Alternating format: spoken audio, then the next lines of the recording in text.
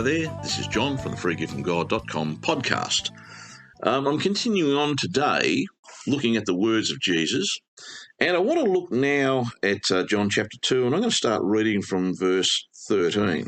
It says, "The Passover of the Jews was at hand, and Jesus went up to Jerusalem. In the temple he found those who were selling oxen and sheep and pigeons and the money changers at their business. And making a whip of cords, he drove them all with the sheep and oxen out of the temple, and he poured out the coins of the money changers and overturned their tables.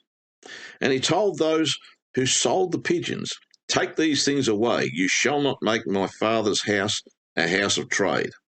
His disciples remembered that it was written, 'Zeal for thy house will consume me.'" Now, this is interesting because Jesus went into the temple and he didn't like what he saw, because the temple had been turned into a marketplace.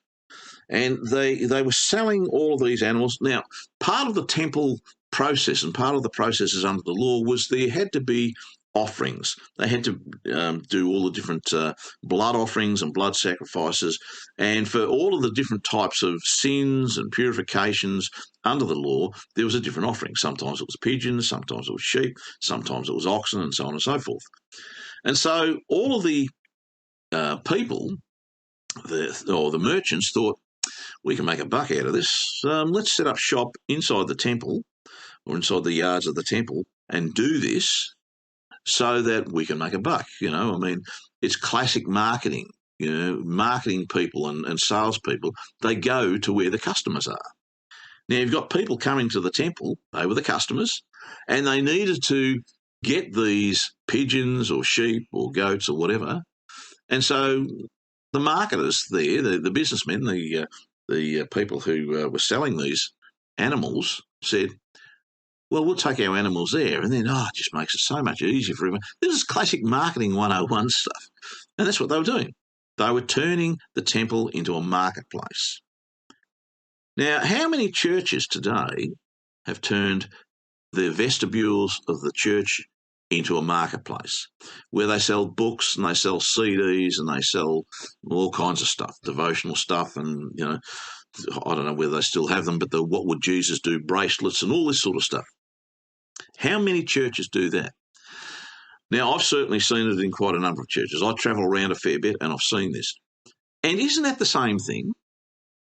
Isn't that turning God's church into a place of business?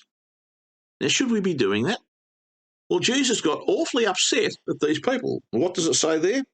He says, making, verse 15, this is John chapter 2, verse 15, "And making a whip of cords, he drove them all with the sheep and oxen out of the temple. And he poured out the coins of the money changers and overturned the tables." And needless to say, they weren't terribly happy about that. But he was a man on fire. Jesus was consumed with zeal for the house of God to the point where he said, "This must stop now." And he drove them all out with a whip of cords. Now, they're a little bit upset about this, needless to say. So we continue on. It says there in verse 17, his disciples remembered what it was written, or remembered that it was written, "Zeal for thy house will consume me." The Jews then said to him, here are the ones who are upset. They said, "What sign have you to show us for doing this?" He said, well, hang on a minute. Who gave you the right to do this, is what they're saying. What sign have you to show us for doing this? And Jesus answered them, "Destroy this temple, and in 3 days I will raise it up." The Jews then said, now they didn't understand what was going on. The Jews then said, "It has taken 46 years to build this temple, and will you raise it up in 3 days?" But he spoke of the temple of his body. When therefore he was raised from the dead, his disciples remembered that he had said this, and they believed the scripture and the word which Jesus had spoken. Now here we see Jesus is prophesying. He's prophesying about his death.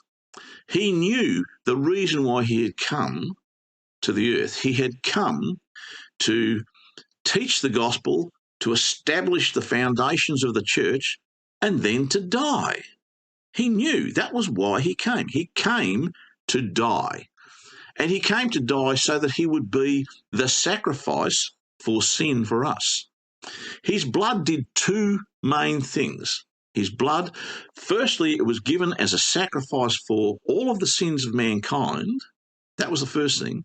And the second thing his blood did was it issued in and ratified the new covenant, which is the will of God. That's what the blood does. Now, every time, if you go back to the animal sacrifices, they always had the sacrifice do two things. They offered the sacrifice to bring the covenant of the law, the covenant of sacrifice, into being. That's the first part of it. And the second part of it was to make the offering for sin. And that's basically exactly what Jesus did. He brought the new covenant into being. The new covenant didn't exist prior to Jesus, and effectively it came into being at his death.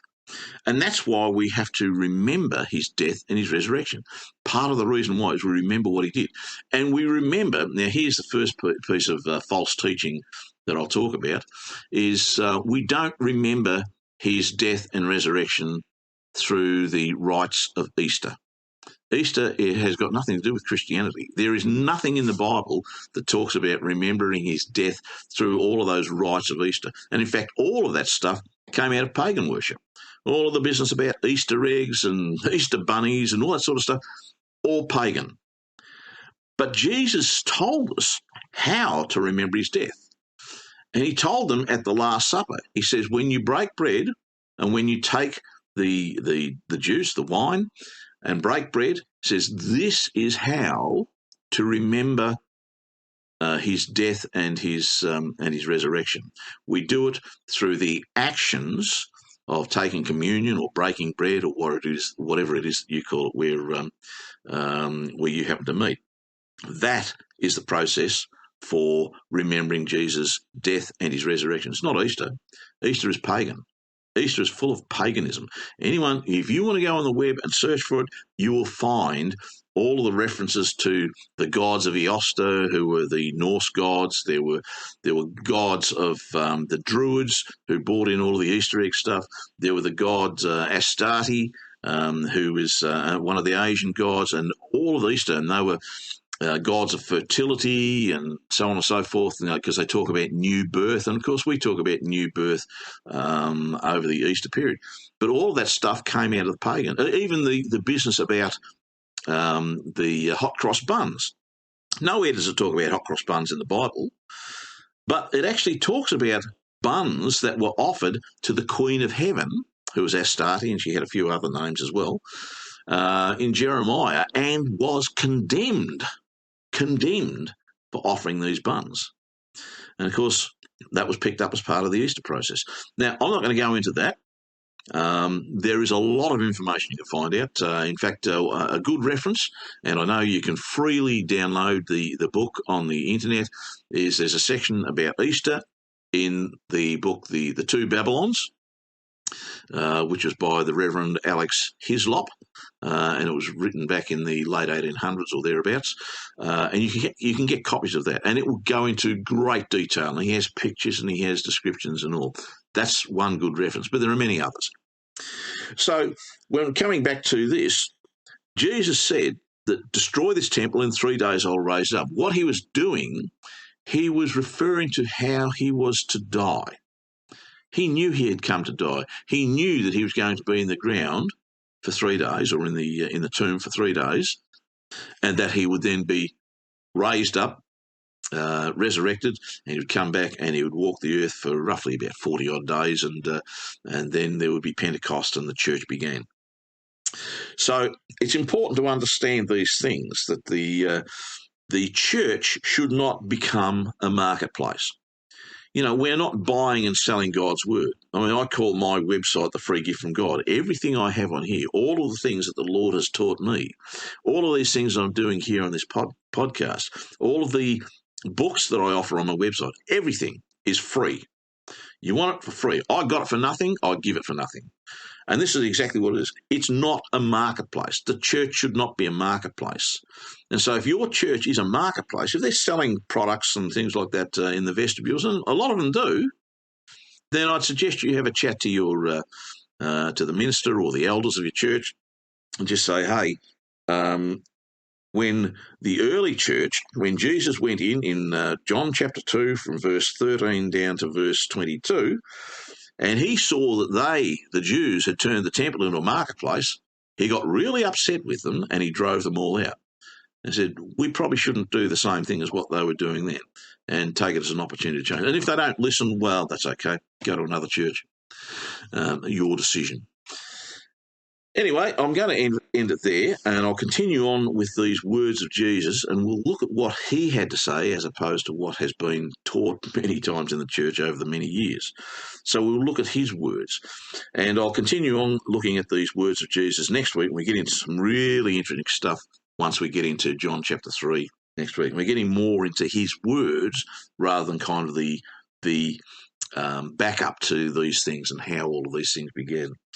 So until next time, this is John from the freegiftfromgod.com podcast signing off and hoping that you join me again next week, and I hope you have a great week ahead.